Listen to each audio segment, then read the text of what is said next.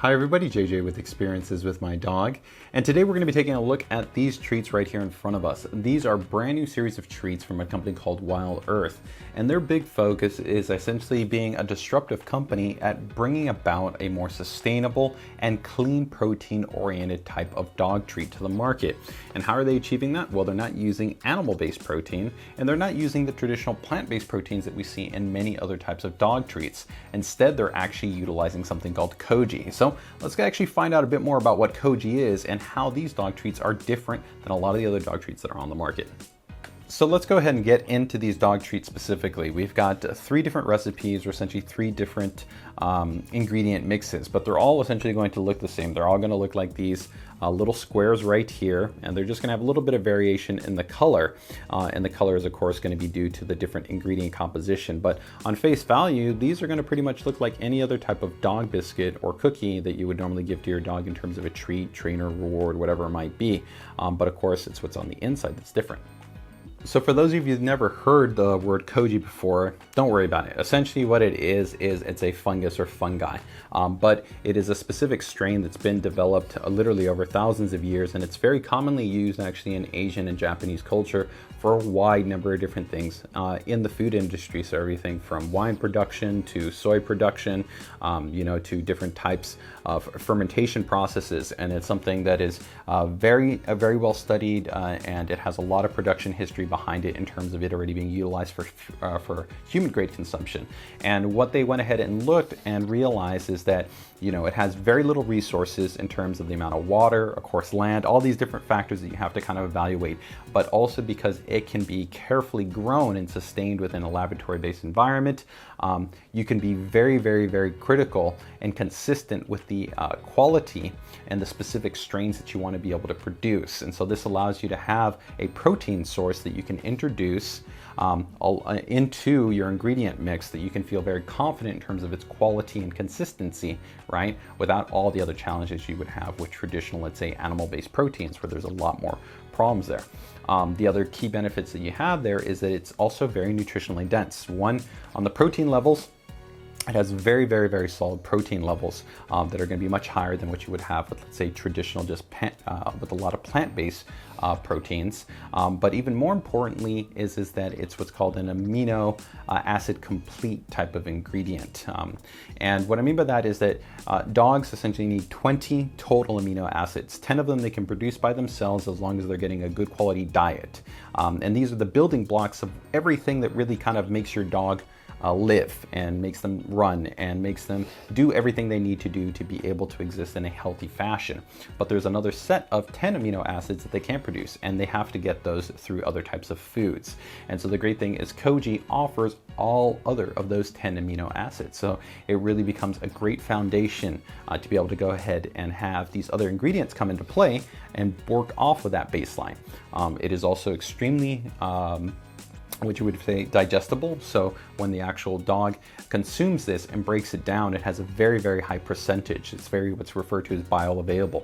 So with these dog treats from Wild Earth, you've got three different recipes. So the first one is going to be banana and cinnamon. The next one is going to be peanut butter. And then the last one is going to be strawberry and beet. In terms of the overall base ingredients, it's going to be pretty similar through most of them, but we'll go ahead and break these down for you quickly. They're all going to have the first ingredient be oat flour. Now, that was a little bit of something that I wasn't the happiest to see, and the main reason why is I think with oat flour is that there are some dogs that do have certain sensitivities to different types of oat flours. So while definitely Koji in itself is what I would refer to as a novel-based protein, you're probably not going to find any dogs that have any type of sensitivities to it. It is something kind of factor. Going back here into the ingredients, we've got oat flour, strawberry, peanut butter, flaxseed. We then have the Koji, beet powder, dried chicory root, which is a source of inulin. Inulin is actually a really nice item because it's essentially a form of food for the healthy bacteria, because Koji in itself is also kind of like a prebiotic. It will help to actually develop a good amount of gut health within the dog. So this is feeding the good bacteria that we want to actually exist within the dog. We then have natural preservative with no artificial preservatives present, and then green tea extract and rosemary extract. So that's going to be for the strawberry and beet. For our peanut butter, oat flour, banana, peanut butter, flaxseed, and then pretty much everything else is going to be the same, along with this one also, contains cinnamon. Sorry, this is the banana and cinnamon. And then we then have the peanut butter, which is going to be oat flour, peanut butter, peanut flour, flaxseed, pumpkin, and then pretty much the same for the rest of the ingredients. So we can see that we've got probably about 70% of the ingredients are pretty similar, and then there's some slight differences in terms of that flavoring. The great thing is you don't have any artificial preservatives, no artificial ingredients, no artificial flavors, nothing along those lines. Now, sadly, in terms of transparency and contact, when we did reach out to Wild Earth, while they have some great information present on their website, we always kind of take it above and beyond to have some very specific questions answered in terms of sourcing, production, and more specific answers that we want to purposely see be answered by the company. And they communicated to us that they didn't actually have time to respond to our questions. That definitely for me is not a positive aspect, but you know, there's still a new company, small company with limited time, but I'll definitely say I've worked with companies that have even smaller teams and they've been proactive at responding to us. So I hope to see that improve and change over time. Overall, I don't have any super big critical issues with any one of the ingredients here. So now that, of course, we've talked about these treats, really kind of one of the most important parts, I think, of dog treats, especially when you talk about utilizing them like a treat, a reward, a trainer, a topper, you know, whatever you're going to do to utilize your treats for, is ultimately going to be the taste test. Is what's the palatability? Is a dog interested in that treat? Now, every dog is going to be a little bit different in terms of what they're interested in, but I think definitely with kind of introducing a protein source that isn't commonly used. I mean, many of these other ingredients, I think you would definitely commonly have found in different types of dog foods or different types of dog treats, and so dogs are probably going to be familiar with them. But Koji, probably for a lot of dogs, they've never eaten it before. Now, one of the things that Wild Earth specifically communicates is that there's an inherent umami flavor that exists with the actual Koji when it's introduced, and this is due to the fermentation process, and this really gives it a palatability and a flavor that a lot of dogs are interested in. I can definitely tell you that when opening these, they have a clean, fresh smell, and you can actually kind of distinctly smell a lot of the ingredients, which I think is always a positive sign when you're kind of smelling the food. And I will tell you that when I gave it to all the pups, so Bowie, Ultron, and Modoc, as well as actually right now we are watching one of our previous fosters, Otis, they all actually responded to them really, really well.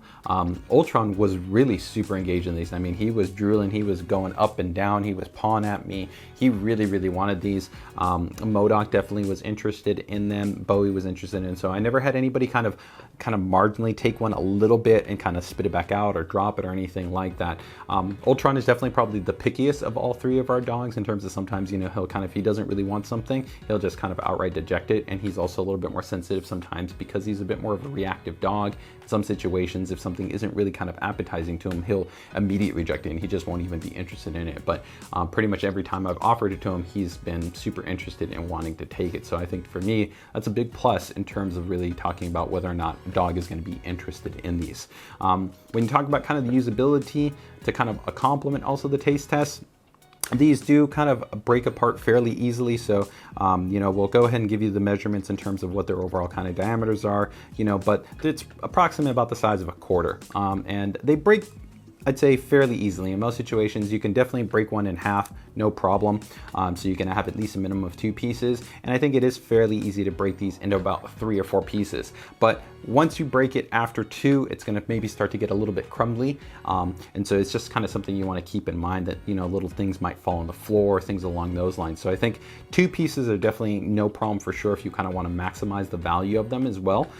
But you can get away with a little bit more. I think overall, probably for a larger dog, you might wanna kind of stay with 2 pieces. For reference, my dogs are all generally around 60 pounds, a little bit less than that.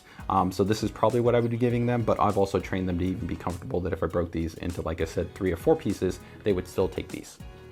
Okay, so let's quickly go ahead and talk about value. So this is always gonna be variable with a lot of people because it depends on their budget. But I try to take a kind of sensible approach in terms of the quality of what you're getting, how much you're getting, and how that stacks up to, of course, other options that exist in the market. So with the Wild Earth line of treats, these are gonna be 5 ounces for all of them, and they're going to be essentially $7. They do qualify for Amazon Prime, so you essentially get free shipping if you're somebody that does have Amazon Prime. You can also order them directly from their website, and they do have a subscription save model. So essentially, if you kind of get them in continual redelivery, you can get a little bit of a reduction in price. But overall, $7 is what you're going to be paying for them. Now, if we kind of compare these to some other options, it's important to remember that while you don't think animal-based protein, because this is of course Koji, so essentially you've got that fungus, you should kind of be comparing it to a treat that has some form of animal protein, so chicken, beef, something along those lines, right? And you're going to have more of kind of, I think, a reasonable kind of price perspective in terms of how to balance that out. So I have just a couple examples right here, but of course there's tons of them. This is just to kind of give you some reference. Boosters right here, this is 3 ounces, novel-based protein choice. This is New Zealand goat, made in the US, 3 ounces for $10, okay? And there's also some other little good ingredients in there. Meat Mate's brand new company. This is grass-fed beef from New Zealand right here, but only 1.7 ounces, right? And this is going to be $8, okay? And then, you know, another one that we reviewed recently on the channel, Sally Snacks, has 4 ounces with organic chicken and just organic turmeric and black pepper for $12.75. And then kind of, you know, maybe a last option there kind of in the middle would be Merrick, which has their Power Bites, which #1 ingredient is deboned beef.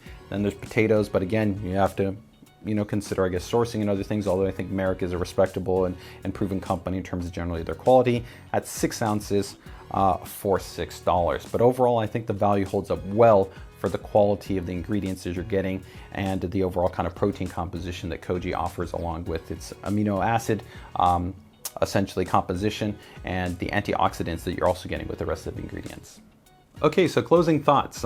Overall, I'm definitely going to actually say that I'm a fan of these treats, and I'm a fan of what Wild Earth is doing here. I'm always, I think, an advocate for taking a look at the overall supply chain, quality of sourcing, the ingredients, and also really being conscientious about environment and sustainability and what we can do to improve upon those things. These are a lot of different topics that we include as part of kind of a review, and I think these are things that all have kind of been factored in by Wild Earth in the design, the development, and ultimately the production of these dog treats. They have got a novel approach that's really interesting with taking Koji and being able to kind of bring science and have a controlled and consistent way to be able to provide something of high quality with a high degree of nutritional density and benefit to a dog in terms of their diet by its inclusion with another set of solid ingredients. So I think in that regard, they definitely get a thumbs up. And overall, I'm going to give them generally a soft approval in terms of that. The main reason I'm not going to give them a full recommendation is, one is, like I said, is that you know, we were a little bit disappointed, I think, in the lack of transparency in terms of them willing to take the time to be able to follow up with the questions, especially I think in the form of the response that I got, you know, in terms of they didn't have the time. I would have had no problems at all if they would have communicated and say, hey, it'll take us a little while to get back to you because of the length of your questions, or even giving us just some of the answers and some of the questions, right? But to just say that you don't have any time, especially when the company has made multiple points to say that, you know, transparency and communication is important to them and that you should be asking questions. You know, we expect more from the company. I expect more from them.